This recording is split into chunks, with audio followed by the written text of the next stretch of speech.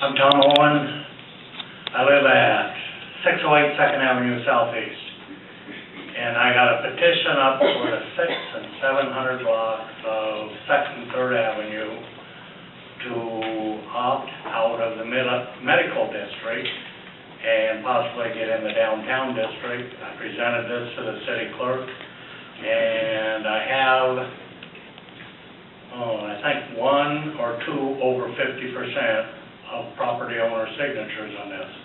The big ones that I do not have are for the new fire stations going on the 700 block, and that's city property, or it will be if it isn't already, and the telephone company, and that's hard to track those people down. Some of it's listed as still owned by AT&T, and some by US West, some by Quest. You know, and it's hard to get a hold of anybody on that. I tried a little bit, but couldn't. And I sent each of the council members an email telling them that I sent this, and all the signatures, except maybe one, all the signatures I got are on register at the city council, and I presume you all got copies of that, and I just want you to know I'm asking for your consideration in this matter. That is all. Thank you. Thank you, Tom. Next, Scott Oberlin, followed by Robin Tucker. Scott Oberlin, 320 Crescent Street, Southeast. Mayor and City Council, I'm currently the chair of the City Planning Commission, and we met back in June to formulate some goals for the upcoming year, and I just wanted to share those with you. I will mention that all of our goals have been reviewed or previewed with the Development Committee of the City Council, and as part of that, what I'm going to present briefly is a combination of those conversations. But essentially, several of our goals have to do with continuing to review scorecards as well as possibly forming urban design guidelines for the city, and that will be ongoing throughout this year.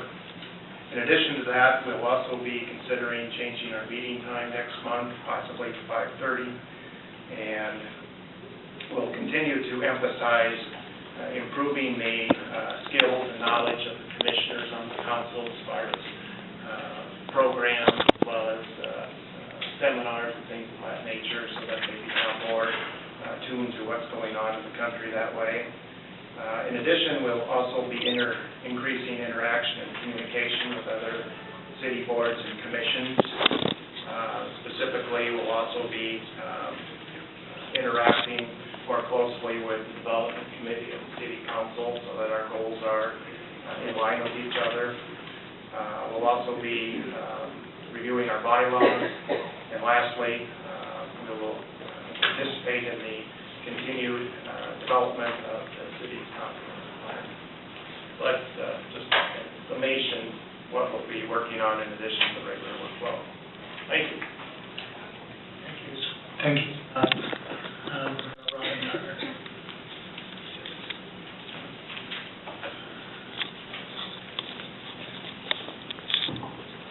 Good evening, Mayor and fellow council members. I'm Robin Tucker. I represent Tucker Manufacturing Company, which is a third-generation family manufacturing business in Cedar Rapids. We're at 613 2nd Avenue Southeast. We have a 3-level building there. And I wanted to talk about the proposed medical district, SSMID. Back about 5 years ago, the downtown district was starting to make their plans relating to renewing their SSMID. Back then, they were talking about going as far east as 10th Street. They did not go as far east as 10th Street, and in 2007, the city had the JLG plan come out, which basically identified the medical district and the need for it to be defined. It took it to 8th Street on the 2nd and 3rd Avenue. It also defined the area of the alley between 1st Avenue and 2nd Avenue and 4th Avenue between the 600 and 700 block warehouse and industrial district. So that was the first time that we had some clear definition of the medical district and the area that our neighborhood, along with Mr. Owen and others. I'm a supporter of the JLG plan, and we hope that we will draw some from its important baseline principles. We identify with the downtown. It is unknown what will evolve in our neighborhood, but presently there are no medical buildings or property owned by the hospital in the present warehouse and industrial district. I want to thank Kamal Ajram and Tom Owen. We met last week with Councilmember Swore and Christine Butterfield. In that meeting, there was some discussion relating to different maps in the Cedar Rapids neighborhood planning process and the newer Cedar Rapids framework plan. And I think if you consistently look at the JLG plan, which is very much strongly supported with the downtown district, these other two plans, I think you'll find that our neighborhood, we cut it down a little bit to 4 blocks. I know that Brad Larson will have a map for you today with city staff so that you can see the very square area that has historically always been either thought of being downtown or since 2007 has been identified as the industrial warehouse district. The two districts will likely have separate master plans. We have always identified with those downtown plans in the past. We support the JLG plan. We certainly receive surveys from the downtown district.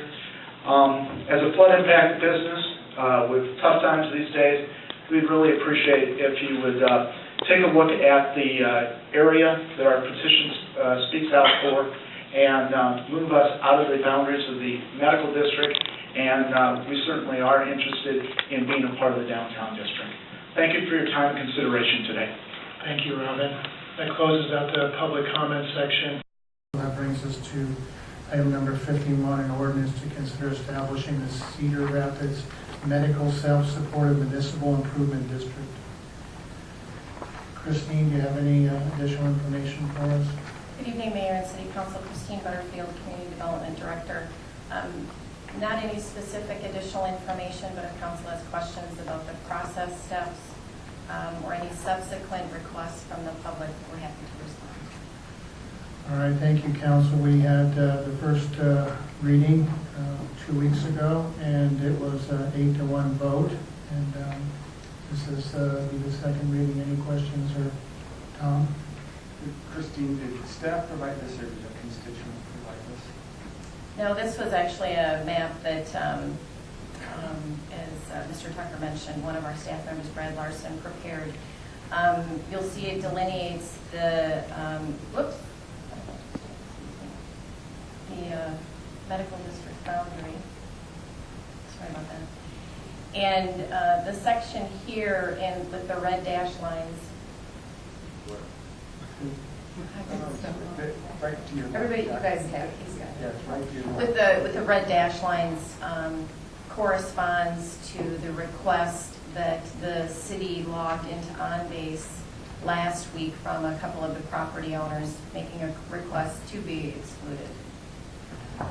And so, you know, at a high level, I support that request. I believe that those businesses and properties belong more in the downtown than they do in the medical district, with the understanding that the SSMID could change as the development, you know, as things got developed, if it became more medical, you could change the boundaries. But I do support what Brad drew right here, of putting those into the downtown SSMID. Brad, you said that. Yeah, I support that. Thank you, Tom. Monica? I feel the same way, and I know that it looks prettier to have that line straight there, but I think after listening to the thoughtful arguments and discussion from those business owners, I would want to make sure that they're in the downtown SSMID. I don't want an island there that isn't in either of the SSMIDs, and so I would want to have some pretty strong, promises, commitments that the group moves or remains in the downtown SSMID. I do know that our JLG plan and a lot of our planning put this group squarely in the downtown area, and they do. I've driven that now a number of times with this in mind, and I think it makes sense. So I would support that as well. I don't want to hold up the medical district or the SSMID, but I do think these guys belong in the downtown. Thank you, Monica. Chuck, what do you? I agree totally with Councilperson Vernon. I don't want an island there. I am more than willing to go along with this proposal only if they become members of the downtown SSMID. I'm not going to have, and I won't vote to have an island sitting between two SSMIDs. I will support this change if the members in that area delineated become members of the downtown SSMID. Thank you, Chuck. Don, Carl? I'm real proud of all you, council. I love what you guys are doing in your attitude, because I said last week, and I was the only vote, that these business owners and landowners should have a right to fair taxation representation. And I love the fact that our system's working, and this is a great example of it, because now if they want to go down the downtown district and they make that choice, they have the right to make that choice, and I also support that. And I think it's a great, and I love the way it works.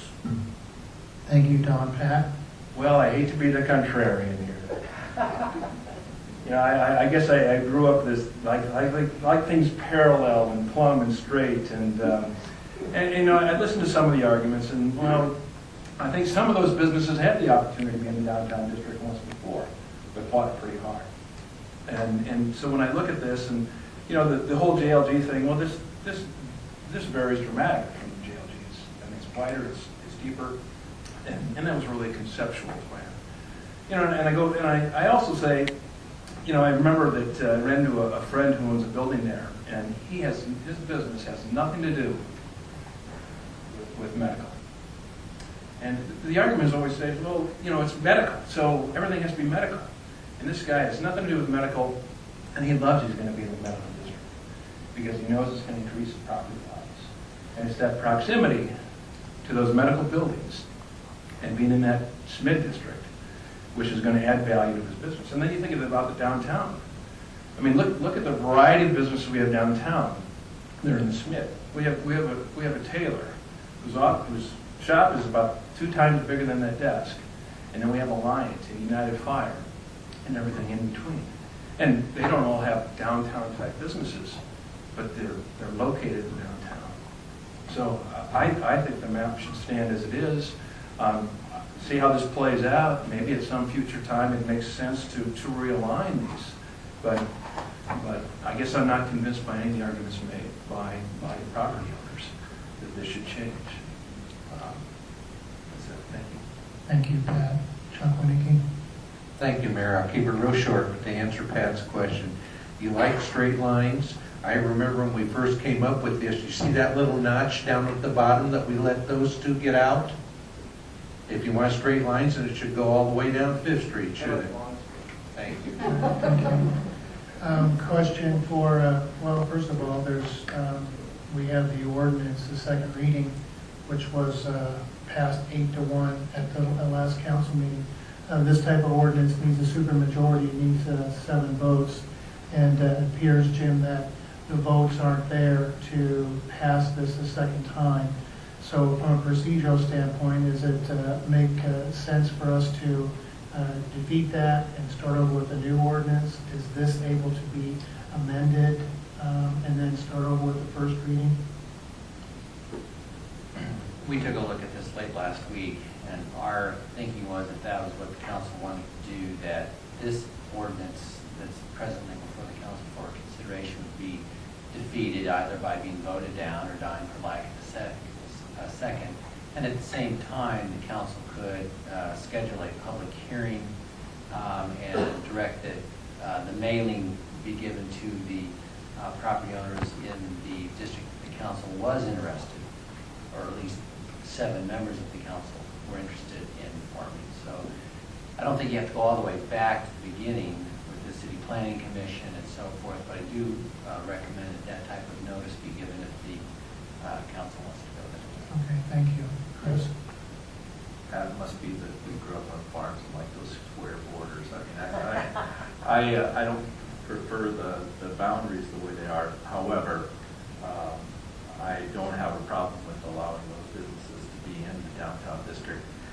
It's impossible to predict. This is a 20-year SMID. It's impossible to predict what the development's going to be like, 5, 10, 15, 20 years from now. We could very well be, some council could be very well sitting here 5, 10 years from now saying, we want to put that property, so they're going back into the medical district. We don't know. So I don't have, a major concern with having that in downtown SMID, other than, and I think everybody here on the council wants to make dang sure that there's some kind of assurances that this property will be part of the downtown SMID.